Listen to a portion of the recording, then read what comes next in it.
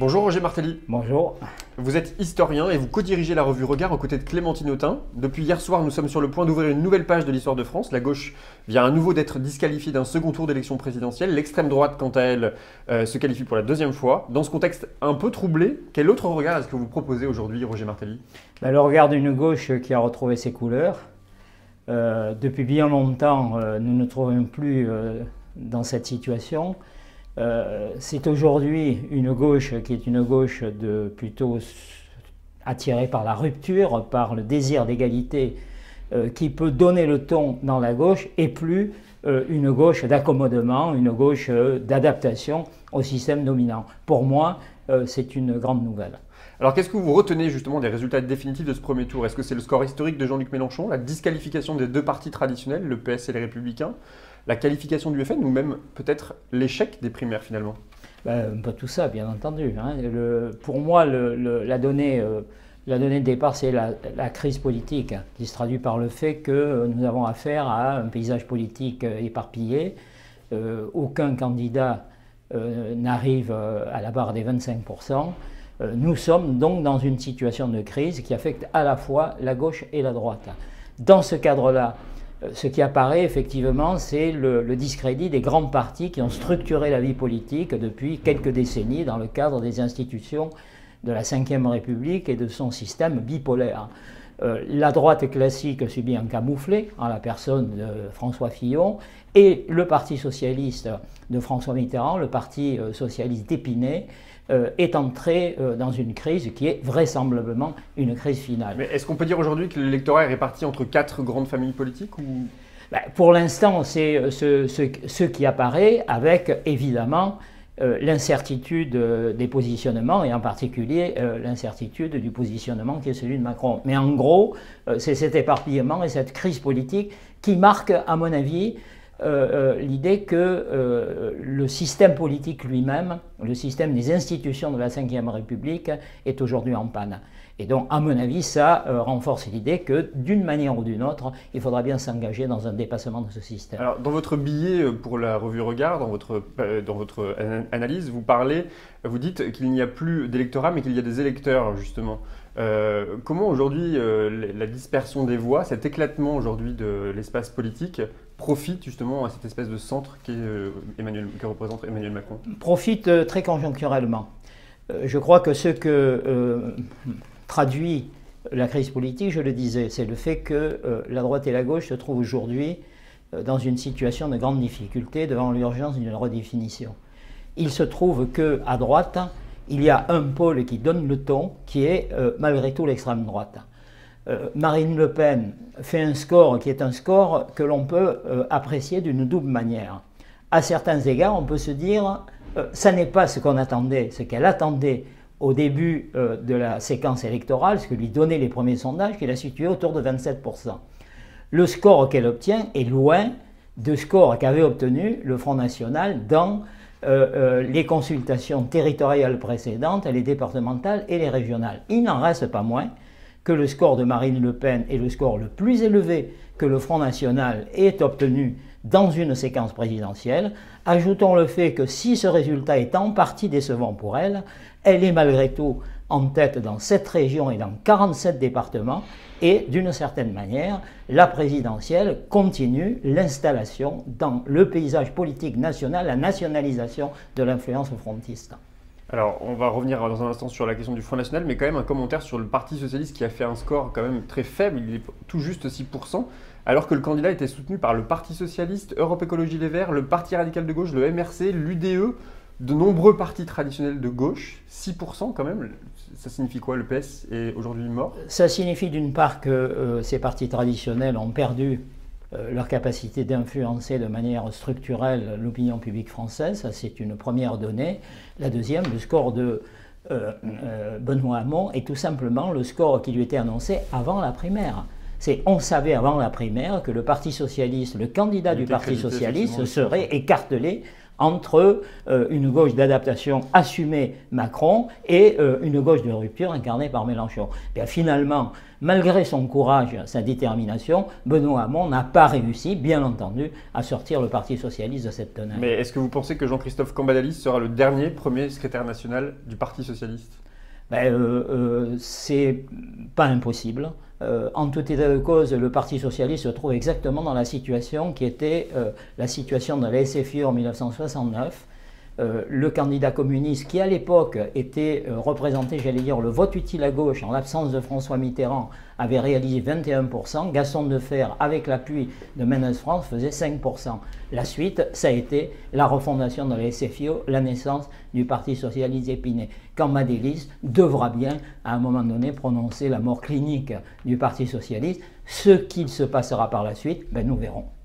Donc j'imagine que vous ne partagez pas l'analyse de Jean-Christophe Cambadélis qui dit que justement cette campagne est tellement inédite qu'on ne peut pas tirer de leçon de cette campagne. Mais si, on peut tirer la leçon que c'est une campagne inédite et atypique qui montre l'épuisement de certaines formes traditionnelles, qui marque l'épuisement d'une logique qui a été la logique qui a été suivie par le Parti socialiste à partir de 1983-1984. Il faut se sortir de cette période, mais pour s'en sortir, il faut choisir soit on pousse jusqu'au bout la logique d'adaptation, jusqu'à un démocratisme à l'américaine que propose Emmanuel Macron, soit on relance la gauche française sur une base de gauche. À mon avis, c'est la seule manière pour redynamiser la gauche. Roger Martelly, est-ce que l'on peut dire que Benoît Hamon et Nicolas Dupont-Aignan, est-ce qu'ils ont empêché la qualification au second tour de Mélenchon et Fillon? Et finalement, est-ce qu'ils ne sont pas les alliés objectifs de Macron et de Le Pen? Accusation classique et à mon avis infondée. Ou alors on dit purement et simplement que l'on adopte le système à l'américaine, c'est-à-dire au fond, on a deux candidats dès le premier tour, un à gauche, un à droite,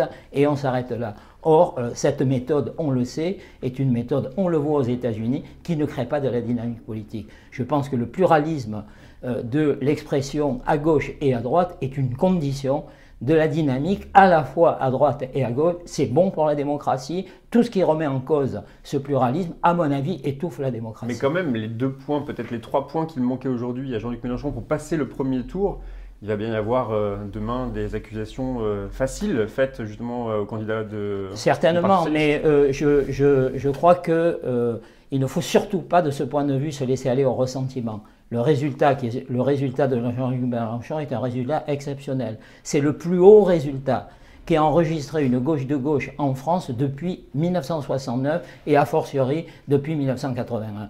C'est un résultat qui est un résultat exceptionnel, qui est dû évidemment au talent de Jean-Luc Mélenchon, qui est dû au fait qu'il s'inscrit dans le prolongement de longues luttes politiques qui ont été celles du courant antilibéral, les luttes de 2005, etc., et une dynamique militante originale avec la France insoumise et avec ceux qui, sans être dans la France insoumise, se sont engagés dans la bataille autour de la candidature de Mélenchon. Alors maintenant, on est engagé dans la phase numéro 2, le deuxième tour de cette campagne présidentielle. Est-ce que Macron peut encore perdre cette élection? Est-ce que le second tour est déjà joué? Je ne pense pas que Macron puisse perdre ce second tour. Je crois qu'aujourd'hui encore, heureusement, les digues qui retiennent l'électorat et qui l'empêchent d'aller du côté du Front National restent des digues solides, mais en même temps, l'expérience a montré que ces digues sont fragiles. Et donc je crois que le fait que le second tour sera décisif, ou plus exactement le niveau atteint par Marine Le Pen sera décisif. Plus bas sera son score et plus la situation politique à l'avenir peut être intéressante et en tout cas peut être rassurante d'un point de vue démocratique. Alors Macron à l'Élysée dans 2 semaines, est-ce que c'est le Front National en 2022, Roger Martelly, comme l'analyse et le prédisent? Ça peut être, c'est une possibilité qu'il faut retenir.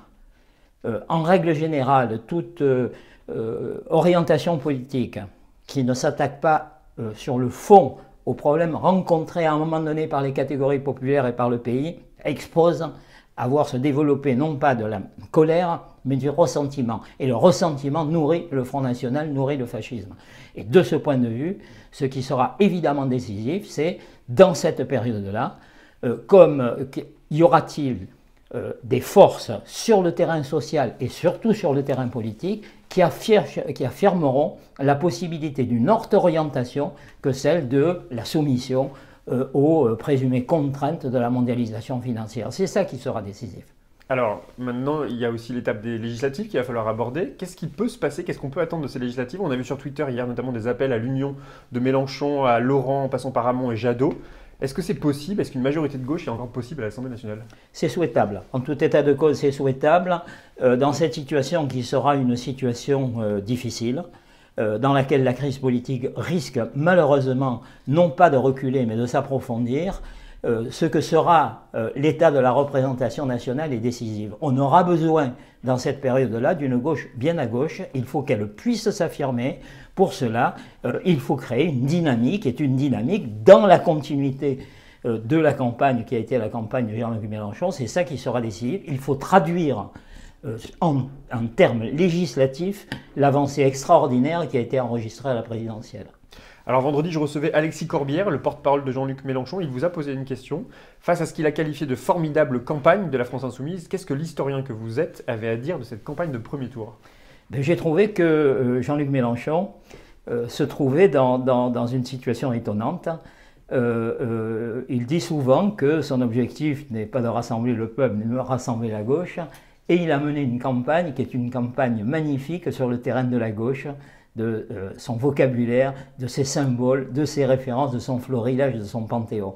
Il a fait une campagne qui a permis à la gauche, encore une fois, de retrouver sa fierté, de retrouver sa dignité et de retrouver sa fibre populaire. Et ça, historiquement, c'est le grand mérite qu'on pourra lui reconnaître. Merci beaucoup Roger Martelly. Je rappelle que vous avez publié une longue analyse aujourd'hui dans la revue Regard sur le site de regard.fr. Demain, je recevrai Danielle Simonet, l'un des nouveaux visages de la gauche, notamment de la France Insoumise, dont elle sera candidate aux législatives. Elle est élue du 20e arrondissement. Vous avez une question pour elle? Mais justement, elle va être candidate dans un arrondissement parisien. Elle sera candidate... Et la question que je lui poserai est toute simple, c'est quelle posture, quelle attitude pense-t-elle qu'elle va devoir adopter à l'occasion de cette législative pour pouvoir traduire sur le terrain législatif l'avancée qui a été acquise par la campagne de Jean-Luc Mélenchon. Très bien, je lui transmettrai. Merci beaucoup Roger Martelly. Merci.